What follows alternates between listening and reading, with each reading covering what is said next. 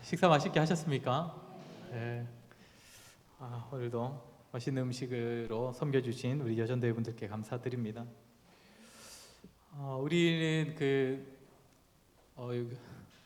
마틴 루터에 대해서 교회사 시간에 지금 함께 좀 살피고 있는 중입니다. 세 번째인데요. 지금 2라고 떠 있지만 오늘은 세 번째인데, 지난 시간이 10월 둘째 주였고요. 첫 번째는 7월 둘째 주인가. 그래가지고 오늘이 어쨌든 세 번째입니다. 첫 번째 때는 루터가 어떻게 이제 회심을 했는가, 그리고 루터가 왜 종교개혁을 결심했는가. 그래서 종교개혁을 결심하여서, 그러니까 정확하게 종교개혁은 내가 일으키겠다 이게 아니라, 교회의 그 성경을 비춰봤을 때 교회의 잘못된 모습을 한번 이렇게 좀 그래도 제시를 해야 되겠다. 내가 그래도 공적으로 한번 목소리를 내야겠다. 이래서 그 비텐베르크 대학 교회의 문에 그 반박문이 아니라 정확하게 뭐라 했습니까? 토론의 주제 95개를 붙였던 그것이 종교개혁의 불씨가 되었다라고 했습니다. 두 번째 시간에 함께 살폈던 것은 결국 그로 인하여서 루터가 소위 찍히게 되는 것이요. 로마 가톨릭 교회 안에서 지난번에도 보여드렸던 건데, 이제 초기에 이제 요한 포네크라는 사람하고 계속 이제 부딪히게 됩니다. 저 사람은 루터는 이전에 그 사형을 당했었던 그런 이단들과 같은 사람이다. 그런 주장을 한다라고 해서 그 당시에 로마 교황청에서는 주여 일어나소서라는 제목의 책을 냈다고 했습니다. 저 책은 뭐라고 했습니까? 루터 같은 사람한테 현혹되지 말라라는 내용의 책이라고 했습니다. 이제 우리는 반대라고 생각을 하지만 그게 아니라 주여 루터 같은 사람 가만히 두고 보실 겁니까? 주여 일어나소서, 이런 책이었다는 것이죠. 어쨌든 그리해서 이제 루터는 결국에는 나중에는 교황청으로부터 파면을 당하고, 이제 마지막으로 어떻게 보면 그 교황청 입장에서는 기회를 준 것일 건데, 이제 보름스 회의 때 루터를 불러서 선택을 하게 했습니다. 무엇이냐면 루터가 그때 냈던 이제 유명한 책들, 저런 책들의 주장을 네가 당시에 철회를 할 것이냐. 그래서 이제 보름스 회의에 불렀는데 루터는 절대 철회하지 않겠다라고 얘기를 했다고 하죠. 그러면서 이제 루터가 그때 그 앞에서 했던 이런 말들을 제가 그때 한번 보여드렸었습니다. 그리고 이제 보름스 회의 마치고 이제 집에 돌아가는 길에 이제 루터가 바르투부르크 성에 납치가 되었었는데, 이렇게 알고 보니까 여기 그 프리드리히 3세가 루터를 구하기 위해서 자기 산하에 있는 성으로 납치를 한 것이고, 거기서 이제 루터가 이제 성경의 번역을 하는 그 일들을 그 안에서 이제 시작을 하게 됩니다. 오늘은 이제 그 루터와 좀 관련된 사건을 좀 하나 살펴보려고 하는데, 독일에서 있었던 농민혁명, 농민전쟁이라고 불리는 것이 루터가 활동할 때 있었던 사건입니다. 그래서 이제 이게 사실상 이제 루터의 영향이 전혀 없다고 우리가 볼 수가 없기 때문에 오늘 좀 한번 같이 살피려고 합니다. 자, 루터가 어쨌든 그 원하든 원하지 않든 루터로 인하여서 종교개혁의 불씨는 이미 붙어졌습니다. 그래서 많은 사람들이 영향을 받았습니다. 평신도뿐만 아니라 사제였던 사람들도 이제 루터에게 많은 영향을 받게 되었죠. 그래서 이제 사제들 중에서도 이제 루터의 가르침을 따라서 가르치는 그런 사람들이 일어났습니다. 그런데 문제는 무엇이냐면, 이제 그 루터의 영향을 받는 사람들 중에서는 그 소위 루터보다 더한 사람들이 생기기 시작하더라는 것이죠.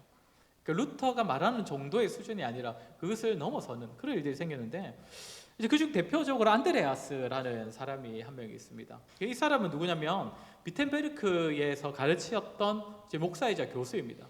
루터도 비텐베르크 교수였죠. 그러니까 아마 옆에 있으면서 루터에게 영향을 굉장히 많이 받았을 것입니다. 그런데 이제 문제는 루터보다 훨씬 더 극단적인 개혁을 주장을 했다는 겁니다. 루터도 현재 교회는 뭔가 잘못된 게 있으니까 우리가 말씀에 비추어서 좀 다시 성경대로 돌아갑시다라는 말을 외쳤지만, 이 사람은 그 외침에서 굉장히 더 날카롭고 급진적인, 소위 극단적인 그런 주장을 했다는 겁니다. 그래서 몇 가지를 보면, 먼저는 이 사람은 유아 세례를 폐지했습니다. 유아 세례를 인정하지 않는 교단은 지금도 좀 있긴 있습니다.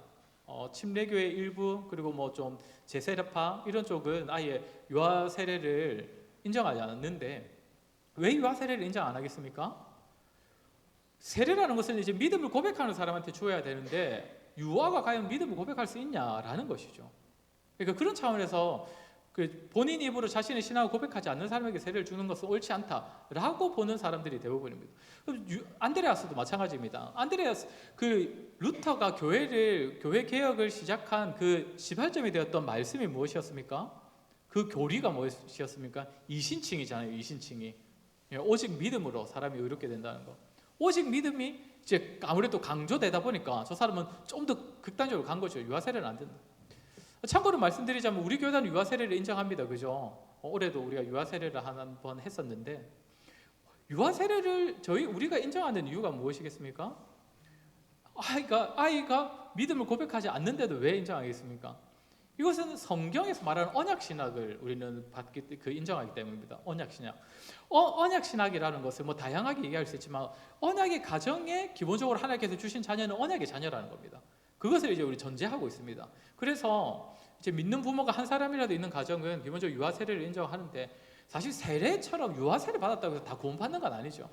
그것 때문에 뭐 유아 세례가 줘도 된다 만다 그걸 얘기할 건 아니고 어쨌든 이 가정이 언약의 가정이고 그렇기 때문에 아이의 신앙이 아니라 부모의 신앙 고백에 따라서 유아 세례를 주거든요. 그래서 부모가 이 아이를 언약의 자녀를 계속 잘 기를 수 있도록 그렇게 어떻게 보면 이제 권하기 위한 일일 수도 있는데 어쨌든 유아 세례를 우리 교단은 인정을 합니다. 어쨌든 안드레아스는 그렇게 반대했다는 것이고 또 이 사람은 이제 교회의 성상과 창문을 이제 파괴를 했습니다.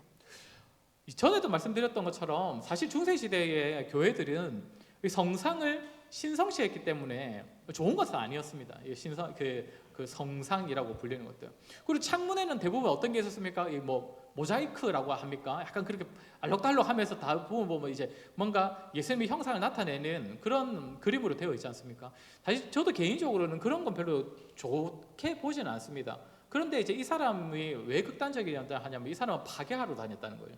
그러니까 그게 이제 그건 좀 잘못된 것이다. 신성시하면 안 된다. 이런 정도가 아니라 이제 때려 부수러 다닌 겁니다. 그리고 또 이 사람이 어떤 얘기를 했냐면 이제 교회의 직분은 없어져야 된다라고 했던 것이죠. 루터가 주장했던 것 중에 하나가 뭡니까? 만인 제사장설이 있죠. 만인 제사장. 모두가 사실상 모든 성도는 하나님께 제사장이다. 그렇기 때문에 개인적으로 다 예배할 수 있고 또 하나님께 기도할 수 있고 그런 거 아니겠습니까? 그게 이제 만인 제사장설인데 그것을 이제 그 안드레아스는 거의 만민 평등설처럼 이렇게 받아들여 버린 거죠. 물론 하나님 안에서 모두가 평등한 건 맞지만, 근데 이 사람은 그 평등을 어떻게 실천하려 했던 겁니까? 직분을 없애버리는 것으로서 직분을. 그래서 교회 안에 이제 직분이 있는 거는 오히려 상하를 나눈다는 것이죠. 그래서 이 사람은 어떻게 하냐면 자기 스스로 사제직을 내려놓습니다. 교황청에 이제 반납을 해버리고 그 뒤에 설교는 어쨌든 사역을 하니까 설교는 하는데 어떻게 하냐면 농민 복장을 입고 합니다. 그러니까 사제복을 벗고. 왜 그렇게 했습니까?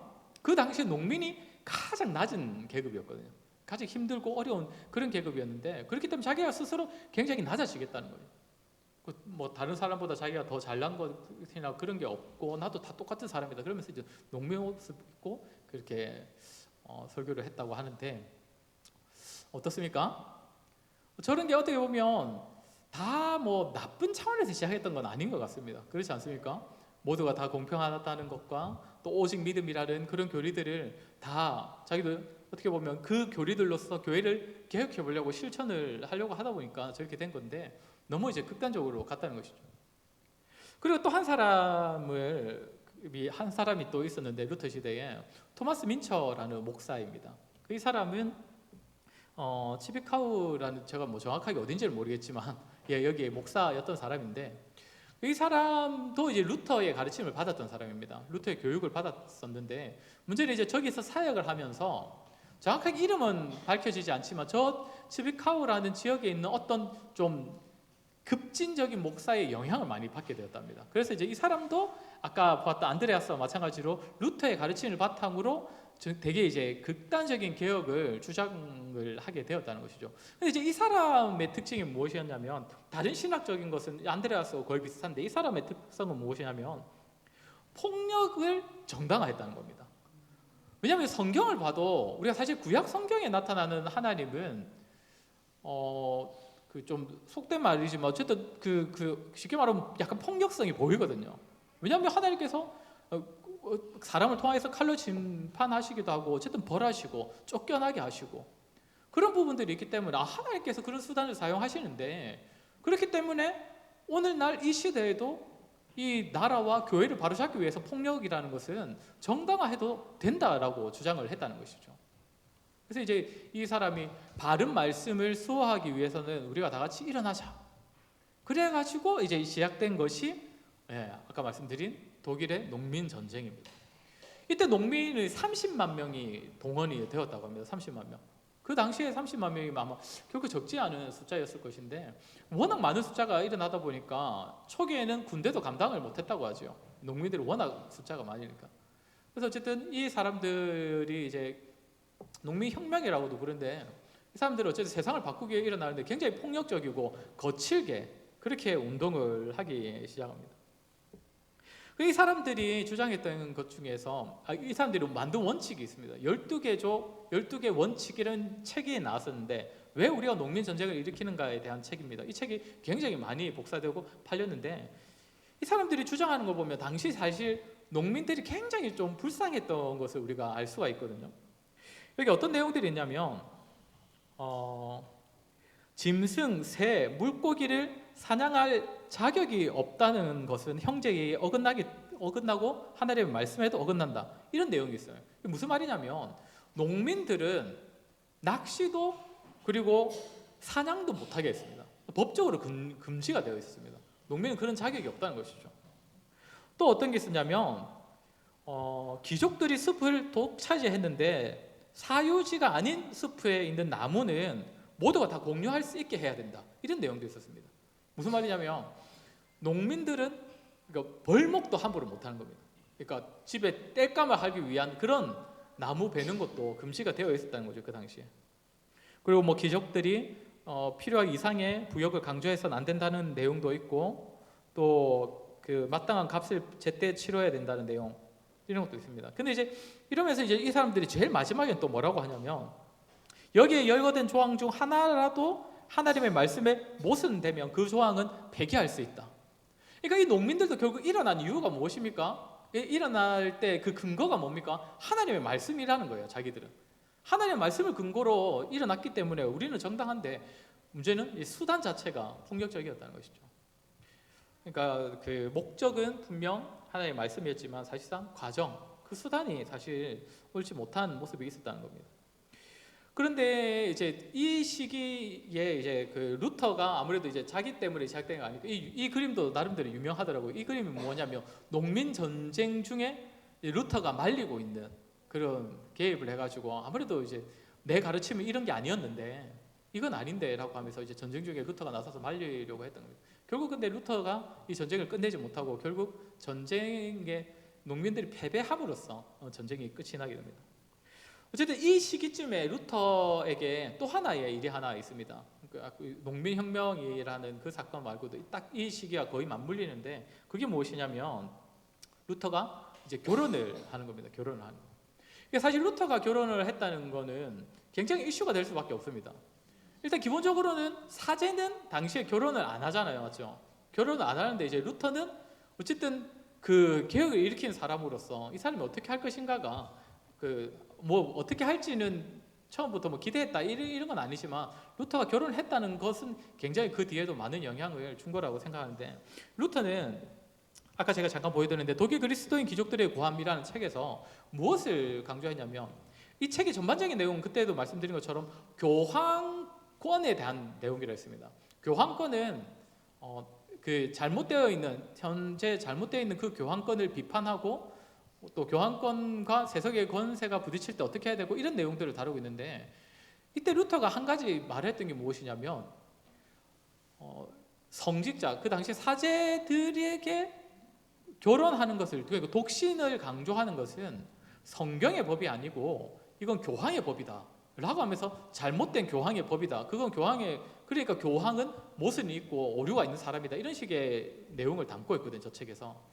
그러면서 이제 루터가 했던 일 중에 어떤 게 있었냐면, 수녀원에 있는 수녀들을 굉장히 많이 탈출시키는데 루터가 많이 도움을 줍니다. 그리고 그 탈출한 수녀들을 또 숨겨주는 그런 일들을 많이 하거든요. 근데 그러면서 이제 그 수녀들을 어떻게 하냐면 좋은 남자를 소개시켜줘가지고 시집을 보내주는 거예요, 루터가. 그렇게 해서 가정을 꾸리게 하는 겁니다. 왜냐하면 잘못된 교리니까 자기는 마음껏 이제 주장을 하는 것이죠. 근데 이제 그래서 많은 수녀들이 이제 루터가 이제 중매의 은사도 있었는지 그래서 이제 다른 사람과 결혼을 하게 되는데 계속 안 떠나고 이 루터가 숨겨주는 그것에 끝까지 머물러 있던 사람이 저 카타리나라는 여인이었습니다. 끝까지 이 사람이 아마 루터를 좋아해서 끝까지 남아 있었던 게 아닌가 이렇게 생각을 하는데 루터가 자그마치 42살에 16살 연하의 여인과 결혼을 했다라고 합니다. 오 능력자죠, 루터. 다양한 능력을 가진 어쨌든 그랬던 사람인데 어쨌든 이 시기에 이제 결혼을 하게 되고 루터는 참고로 6명의 자녀를 낳고 6명을 입양을 합니다. 일부러 12를 맞추는지는 모르겠는데 어쨌든 그렇게 12명의 자녀를 기르는데 이런 그림이 있습니다. 뭐냐면 루터 가정의 가정예배를 나타내는 그런 그림입니다. 왜 이게 그림으로까지 남아있겠습니까? 루터가 굉장히 가정을 중요시 여겼던 사람이라는 겁니다. 원래는 이제 독신으로 살려고 했던 사람이 가정을 꾸리고 났을 때는 그 가정에서 주는 그 기쁨이 너무 크고 또 자녀를 기르다 보니까 이 가정이 너무나 중요하다는 것을 이제 깨닫게 된 것이죠, 루터가. 그래서 루터가 굉장히 자기도 열심을 내고 그 당시 사람들이 강조를 했던 게 가정 경건회, 가정 예배라고 불리는 겁니다. 그리고 루터는 개인적으로 자녀들하고 함께 찬양하는 것을 그렇게 즐거워했다라고 합니다. 전에도 말씀드린 거 루터는 음악적으로 소질이 많았거든요. 우리 찬송가에 있는 루터 작곡한 곡도 있을 정도로 그렇게 되게 루터는 음악적으로 뛰어났다 하는데 그 자녀들하고 찬양하는 걸 굉장히 좋았다 했다라고 합니다. 그리고 루터가 또 하나 그 가정을 가지게 되면서 뭘 하나 하게 되냐면 소교리 문답을 만들어 버립니다. 소교리 문답, 루터의 소교리 문답. 대교리 문답도 있고 소교리 문답도 있는데 대교리 문답은 어른을 대상으로, 소교리 문답은 자녀를 대상으로 신앙 교육을 하기 위해 만든 책이지 않습니까? 문답서인데 루터가 가정을 꾸리면서 이 필요를 느끼는 것이죠. 여기 책에 보면 1536년 작품이라고 되어 있는데 이제 초판은 아마 29년일 겁니다. 루터가 25년에 결혼하고 29년에 이걸 초판을 만들었다라고 알려지는데 그만큼 루터가 이제 그 가정과 자녀들에게 많은 마음 관심과 또 열정을 쏟았다는 겁니다. 루터가 이 시기에 보였던 모습은 그겁니다.